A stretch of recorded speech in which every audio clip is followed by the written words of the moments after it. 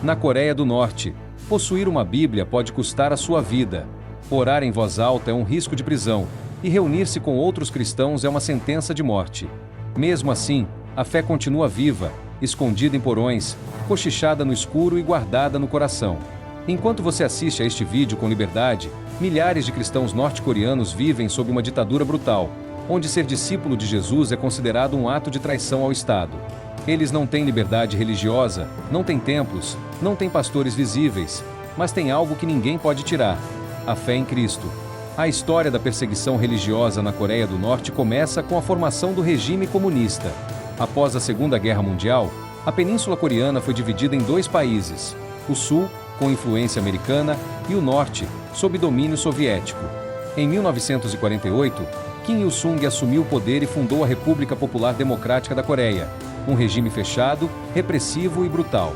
Kim Il-sung se autoproclamou o grande líder e estabeleceu a ideologia do Juche, que coloca o ser humano, especialmente o líder, como centro de tudo, substituindo Deus. Ser cristão nesse novo regime passou a ser visto como uma ameaça direta ao culto ao líder. A Bíblia foi proibida, as igrejas destruídas e pastores executados.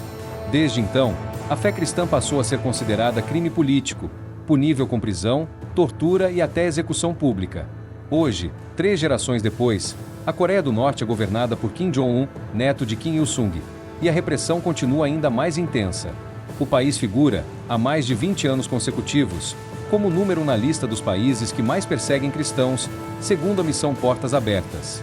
Mas, apesar de todo esse terror, o Evangelho não foi extinto. Pelo contrário, ele se fortaleceu, no silêncio, na resistência e na esperança. Na Coreia do Norte, ser cristão é considerado um crime político. Mas não é qualquer crime, é tratado como uma traição direta ao líder supremo. O simples ato de possuir uma Bíblia, orar, cantar ou se reunir em segredo pode resultar em tortura, prisão perpétua ou execução pública. E não é só o culpado que sofre. O regime segue a chamada doutrina da culpa hereditária. Quando um cristão é descoberto, pais, filhos e netos podem ser enviados para os temidos campos de prisioneiros políticos, os chamados Can Lee-soo. Estima-se que existam mais de 30 campos de concentração ativos na Coreia do Norte, e cerca de 50 a 70 mil cristãos estão presos neles. Esses campos são locais onde os prisioneiros trabalham até 18 horas por dia, recebem apenas uma tigela de mingau por refeição e vivem rodeados de tortura, espancamentos e execuções. Campo 11, Jang Min-ho era agente da polícia secreta, um caçador de cristãos. Em 2009, prendeu uma idosa com uma cruz escondida no casaco. Ela olhou em seus olhos e disse: "Eu oro por você todos os dias." Ele riu, mas não conseguiu esquecer. 2 anos depois, descobriu que sua esposa era cristã. Ela foi executada. E ele, preso no Campo 11. Lá, dividindo o mingau, um prisioneiro disse: "Jesus te ama." E pela primeira vez, ele chorou. Hoje, é pastor em Seul e ajuda outros desertores. Campo 13. Lee Soo-jin estava grávida, mas foi presa no Campo 13 por participar de um culto secreto. "Tive meu bebê sozinha, no chão frio da cela. Cortei o cordão umbilical com os dentes. Dei a ela o nome de Grace. E por isso, quase fui executada." No 3º dia de cela, ouvi uma voz sussurrar: "Deus não te abandonou." Mas os guardas juravam que não havia ninguém lá. Fugiu anos depois com a ajuda de uma enfermeira clandestina. Hoje, vive no Canadá. E Grace, agora com 8 anos, está livre. Campo 14, Kim Jong-chul, foi torturado por um versículo. Era um alto funcionário do partido. Até encontrarem em seu bolso um pedaço de papel, foi enviado ao Campo 14, conhecido por experimentos médicos. Fiquei pendurado pelos braços durante 3 dias. Jogavam água gelada para me manter acordado. Queriam saber quem me deu o versículo. Mas eu só repetia: "Porque Deus amou o mundo." Um milagre. Um guarda, em segredo, deixou pão e água em sua cela. Anos depois, Kim descobriu que aquele guarda havia desertado e se convertido. Hoje, é autor de livros e ajuda outros refugiados. Campo 15, Yodok. Foi nesse campo que Kim Il-sung passou 28 anos presa com toda a sua família, apenas por ter um parente considerado inimigo do Estado.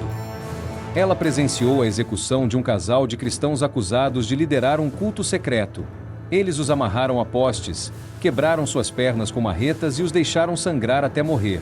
Todos nós fomos forçados a assistir. Campo 16, Park Sung-eun, foi a menina que viu sua mãe ser queimada viva.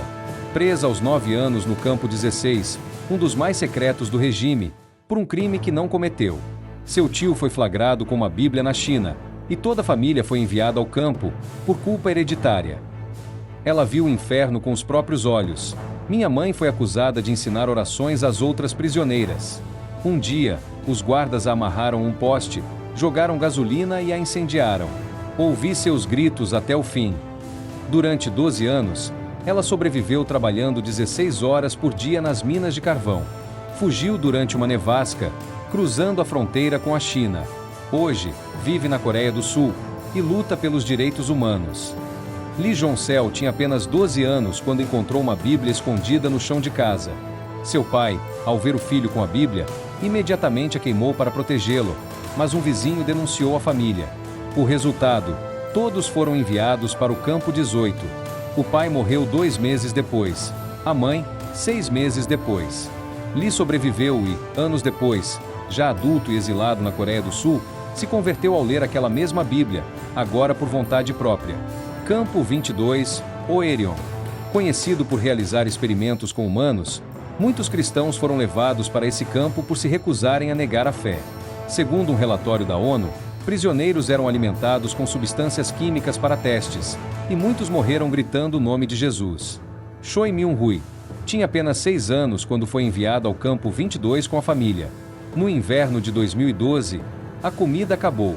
Vi pessoas comerem cadáveres. Minha mãe me escondia e dizia: "Não faça isso. Deus está vendo." Uma noite, uma mulher lhe deu uma batata escondida e sussurrou: "Jesus te ama." Era a primeira vez que ouvia esse nome. Em 2016, sua mãe a empurrou por uma cerca elétrica, desligada, antes de ser baleada. Hoje, Choi tem 12 anos. Vive no Japão e sonha em ser missionária. Campo 25, Chongjin. Lar de centenas de mulheres cristãs, como Eumi, que foi torturada por 30 dias consecutivos com choques elétricos na cabeça e no rosto por se recusar a entregar os nomes de outros irmãos na fé.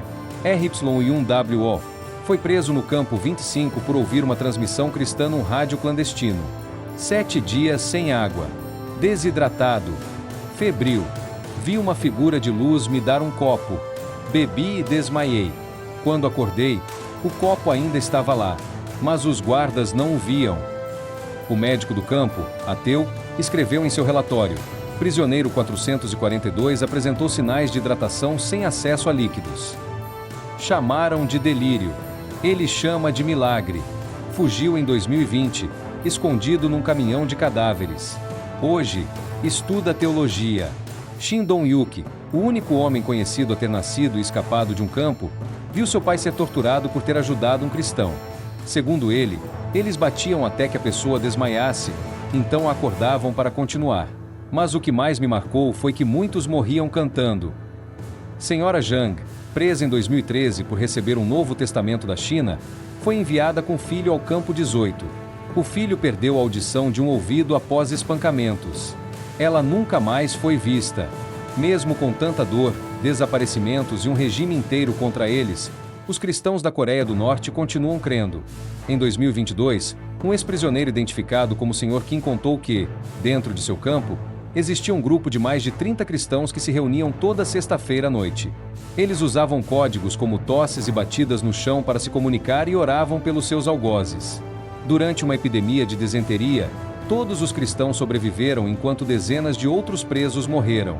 Isso causou espanto entre os guardas, que começaram a ouvir seus sussurros com mais atenção.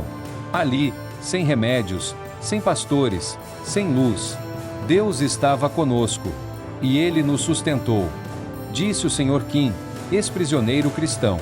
Na Coreia do Norte, não importa se você é inocente. Se seu avô foi cristão, você pode passar a vida toda preso. Se sua mãe orou um dia, sua filha será considerada impura e proibida de estudar, casar ou trabalhar. Jo Jin-yi, por exemplo, nasceu em um campo devido à fé de seu avô. Cresceu sem escola, sem identidade legal e sem esperança. Mas ao fugir para a China, Conheceu Jesus e hoje dedica-se a enviar Bíblias minúsculas escondidas em balões que cruzam a fronteira norte-coreana. Na Coreia do Norte, não há cultos públicos. Não há Bíblias visíveis. Não há louvor em grupo. Mas existe uma igreja viva, corajosa e disfarçada, que resiste nas sombras. Ela se esconde em porões, em florestas ou até em casas de barro com janelas tapadas por panos. Essa é a igreja subterrânea da Coreia do Norte, uma das mais secretas e sofridas do mundo. E ela não apenas sobrevive, ela floresce.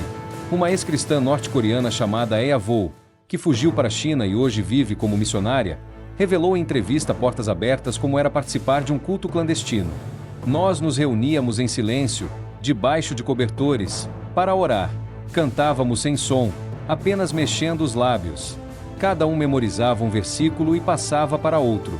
Se alguém fosse pego, todos seriam presos. Eavô passou por 5 campos de prisioneiros. Ela viu mulheres darem à luz em celas frias, pastores sendo torturados até a morte, mas também testemunhou orações atendidas, cura de febres com oração e até um carcereiro se converter em segredo, após ouvir cânticos sussurrados. Outro testemunho impressionante vem de Timothy Cho, um cristão que fugiu da Coreia do Norte e hoje atua em uma ONG na Inglaterra. Ele conta que sua avó foi presa com uma Bíblia que havia sido contrabandeada da China, escondida dentro de uma sacola de arroz. Essa mesma Bíblia passou por 11 mãos, até ser confiscada por um agente do governo. Segundo Timothy, esse agente posteriormente desapareceu misteriosamente, e há quem diga que ele foi morto após ser visto copiando trechos do Evangelho de Lucas em segredo. Mesmo no topo do sistema, a palavra não volta vazia. Em 2022, um ex-prisioneiro conhecido apenas como Sr. Kim revelou algo surpreendente. Em um dos campos mais violentos do norte do país, havia mais de 30 cristãos que se reuniam secretamente toda sexta-feira, usando códigos como tosses e batidas com os pés para organizar os encontros. Eles oravam pelas famílias, pelos guardas e até pelos líderes do regime. Segundo o Sr. Kim, durante uma epidemia de disenteria no campo, apenas os cristãos sobreviveram, mesmo sem acesso a medicamentos. Isso gerou desconfiança e também curiosidade espiritual entre outros presos. O número de cristãos norte-coreanos tentando escapar da opressão religiosa tem aumentado, principalmente com a ajuda de organizações de direitos humanos que operam em países vizinhos, como a China e a Coreia do Sul. Mas esse movimento é extremamente arriscado, pois a fuga é tratada como um crime de traição pelo governo de Pyongyang. Testemunhos de refugiados que conseguiram escapar contam como o regime norte-coreano caça os cristãos que tentam sair do país. Muitas vezes, os cristãos são pegos por tentarem atravessar a fronteira para a China, onde esperam ter a chance de se refugiar. No entanto, a China não oferece abrigo seguro, já que tem um acordo de deportação obrigatória com o regime norte-coreano. Ao serem capturados, esses cristãos enfrentam punições terríveis. Líderes cristãos ou qualquer um que seja identificado como membro da igreja clandestina sofre tortura física, trabalho forçado e, muitas vezes, execução pública. Isso é uma forma de garantir que ninguém desafie a ideologia do regime. Para muitos, a jornada não termina com a fuga da Coreia do Norte. Cristãos que conseguem chegar à China enfrentam o perigo constante de serem deportados de volta para o regime. A China, embora tenha uma posição geopolítica importante, é conivente com a repatriação forçada, uma vez que há acordos com a Coreia do Norte. Esses cristãos são caçados pela polícia chinesa e, se capturados, enfrentam a devolução ao regime de Kim Jong-un.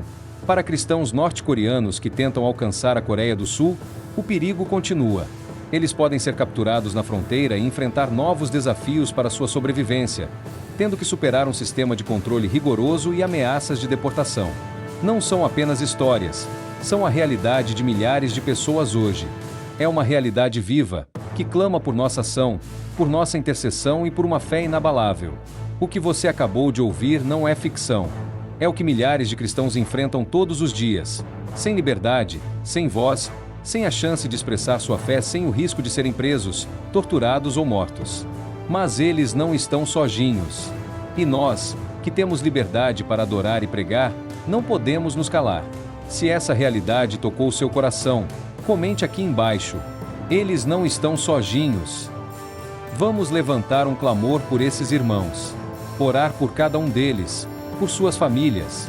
Pedir que Deus os fortaleça, os sustente e os encha de coragem para continuar espalhando a fé, mesmo nas trevas mais densas. Agradeça a Deus pela liberdade que você tem. E lembre-se, ela não é só um privilégio, é uma missão. Fale de Jesus onde você estiver, no trabalho, na escola, em casa, com os amigos. Porque cada palavra sua pode ser uma semente de vida. Este vídeo é apenas um eco do reino de Deus que não pode ser silenciado. É hora de movermos as mãos e os joelhos, para que a luz de Cristo chegue até os lugares onde a escuridão ainda tenta sufocar a fé. Inscreva-se no canal. Compartilhe essa mensagem. Que ela ecoe como um grito de fé, esperança e coragem. E que gere transformação em nós e neles. Nós somos a voz deles. Somos as mãos de Deus neste tempo. Vamos fazer a diferença.